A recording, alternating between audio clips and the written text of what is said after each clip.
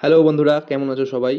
আজকে আমি দুপুরবেলা ঘুমিয়েছিলাম। ঘুম থেকে উঠে দেখি অনেকটা বেলা হয়ে গেছে, ৩:৪৮ বেজে গেছে। তাই তাড়াতাড়ি উঠে পড়লাম। তারপরে ঘরের বাইরে গিয়ে চেয়ারটা একটু বসলাম, কিন্তু তারপরও শরীরটা কেমন যেন ম্যাজম্যাজ করছিল। তাই আবার আমি ঘরে গিয়ে একটু শুয়ে পড়লাম, কিন্তু শুতেই পেটের মধ্যে কোনো একটা গুড়গুড় করে উঠলো, মনে হলো যেন খিদে পেয়েছে। তাই উঠে দেখি সামনে দুটো মিষ্টির প্যাকেট রাখা রয়েছে। প্রথমে একটা খুললাম, দেখি পুরোটা খালি। তাই অন্য একটা খুললাম, তার মধ্যে একটা মিষ্টির উপর কি আবার অত্যাচার করে অর্ধেকটা খেয়েছে।